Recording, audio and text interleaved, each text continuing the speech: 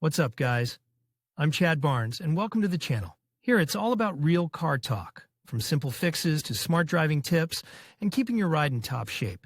If that sounds good to you, go ahead and give the video a thumbs up. Hit that subscribe button, and make sure you watch all the way through.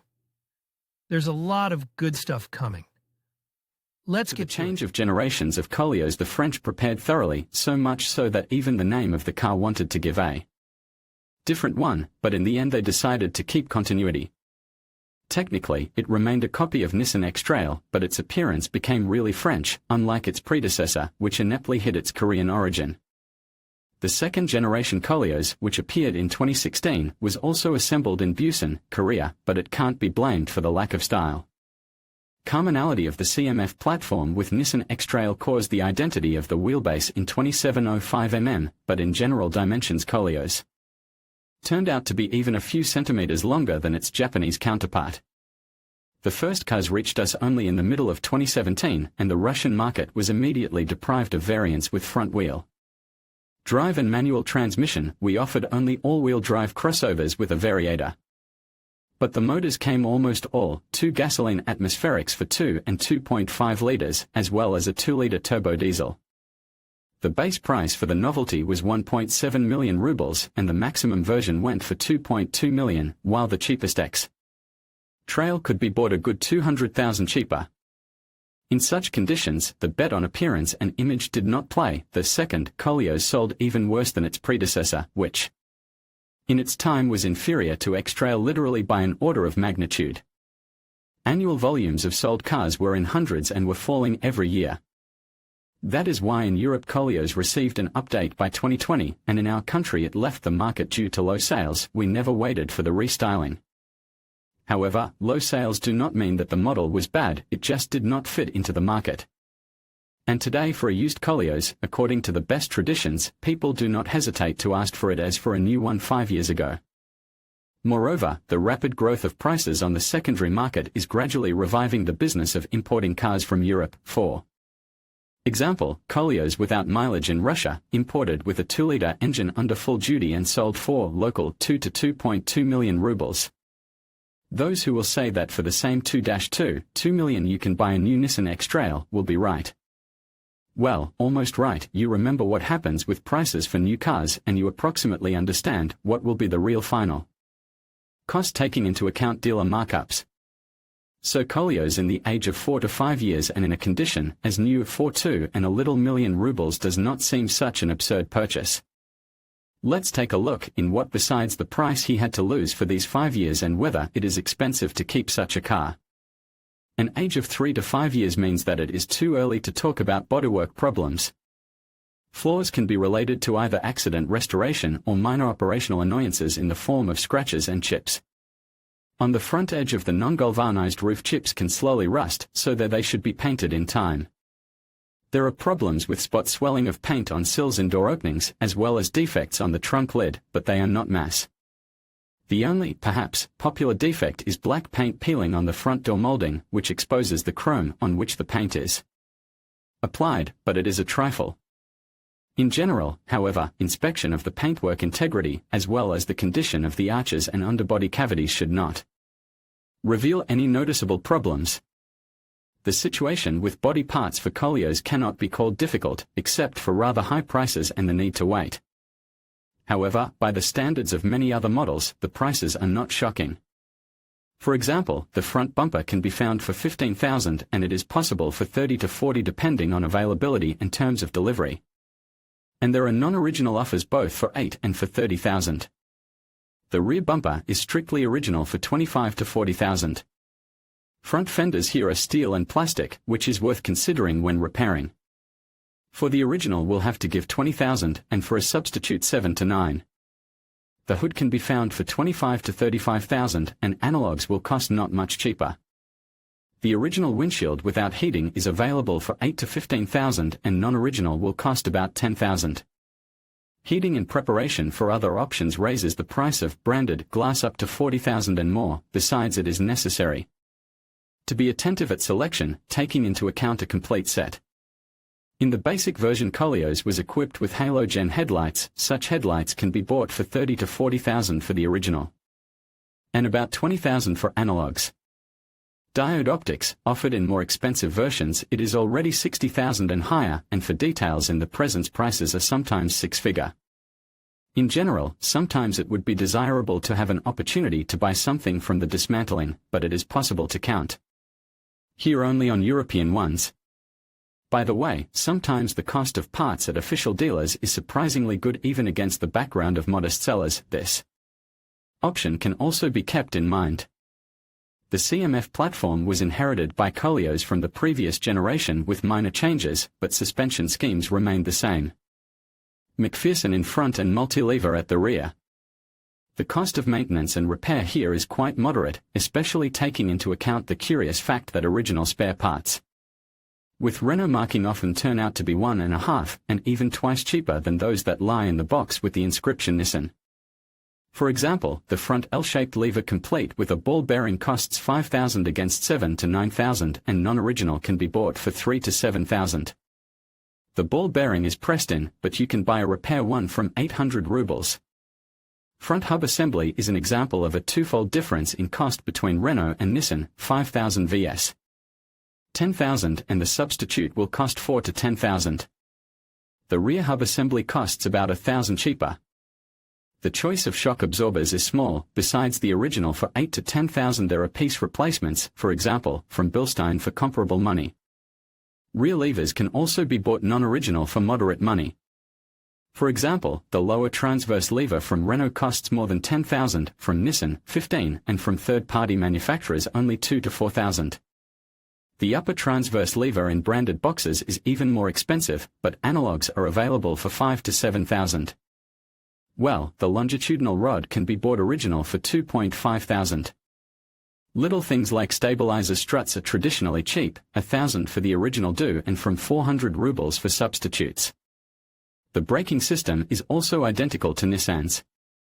Here are applied not bad for a medium-size crossover 2-piston mechanisms with a floating bracket in front and 1 piston behind. And diameter of discs makes 296 and 292 mm accordingly, and rear discs are ventilated too. Here some consumables with Renault markings also look quite favorable. For example, the front brake disc costs 5,000 against 10 for a detail for Nissan, and analogs start from 5,000. The original disc will cost 3,000 at the cost of substitutes from 2,000. Against this background, a set of pads for 4 to 7,000 looks absurd, because high-quality non-original is available for 2 to 2,500. In addition to assessing the wear of discs and the integrity of brake lines, it is worth checking the work of the automatic parking brake if the car is equipped with it. The problem with the control electronics can be more expensive than iron. The same applies to the steering with electric power steering. The rack here is mechanical and inexpensive. The original complete can be bought for 25 to 30,000. The only pity is that there are actually no analogs.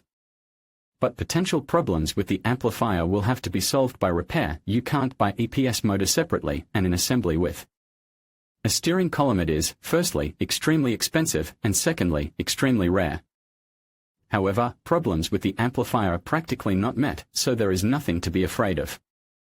From probable it is possible to note knocks in a rack, sometimes even leading to its replacement under warranty, but the problem is not of mass character. An unpleasant squeaking when turning the steering wheel is often connected with the steering shaft oil seal in the area of the engine shield and can be cured by simple lubrication. All-wheel drive at Koleos also remain typical for a crossover. Multi-disc electromagnetic clutch is responsible for connection of a rear axis. It can be forcibly blocked at speed up to 40 km per hour and can be switched off, having chosen strictly mono-wheel drive mode. It is too early to talk about problems, but when buying it is worth checking the operation of the four-wheel drive and the condition of the cardan, and after purchase you can be concerned about changing the oil in the clutch and gearboxes. Russian buyers of Koleos had no choice of transmission. The cars were brought to us exclusively with variator JF016E or JF017E. This stepless transmission is well known for other models of Renault Nissan concern, including the current Renault Duster, and in general has a good potential resource of 200 and more thousand kilometers by the standards of variators. This resource, however, depends on the style of operation and oil cleanliness, winter driving without warming up, frequent slipping, towing trailers and maintenance of the car according to the regulations without oil change can reduce the life of the variator to 120 to 150,000 kilometers. The torque converter lock supplies wear products to the oil, reducing the life of the hydraulic unit and the variator as a whole. Besides, it is necessary to take into account that on more massive Koleos transmission is heavier than on comparatively light Duster. An arcana that also hints at necessity of oil replacement every 30 to 40,000 kilometers. Fortunately, the mileage of fresh cars in the secondary market is still low, so you can avoid looking for a serviced variant and just service the car yourself after purchase. But the engine range of Koleos in Russia was almost complete. We were brought to us both gasoline motors for 2 and 2.5 liters and a 2-liter diesel. The basic gasoline version is M5R, which according to the original Nissan classification has a marking Mr. 20DD. Compared to the Mr. 20DE on the first-gen Koleos, it received direct injection and phase shifter not only on the intake, but also on the exhaust, although the power eventually increased slightly to 144 horsepower. Overall, with the exception of the new cylinder head, it's still the same motor with an aluminum block, chain timing, and decent potential life. Direct injection has not raised the cost of repair to exorbitant heights, and new fuel injector, of course, is expensive, more than 50,000, but the original injector can be bought for 12,000. It is worth paying attention to the resource of the catalytic converter. There are no mass problems here, but in the predecessor it could have fallen apart already at a mileage of about 50,000 kilometers. The older QR25D gasoline motor retains the usual distributed injection in the company of the same chain timing, and its power is the same 171 horsepower. Potential resource of this motor in addition to the catalytic converter could mar the oil consumption due to lodged rings, but, firstly, it usually happens closer to 150,000 kilometers, and secondly, it is treated by Reskiksovka at early stages or replacement of rings in neglected cases. In general, it is able to pass more than 250,000 kilometers, which will be enough for the second or third owner of Koleos. The diesel engine M9 are also inherited the second-generation Koleos, and it can be considered a good option for a mid-size crossover. It gives out even more power than gasoline variants, 177 horsepower, and traction here is 380 Nm against 233 at 2.5-liter gasoline unit. In addition, the diesel has no inherent disadvantages and requires attention only to typical features, fuel equipment and supercharger.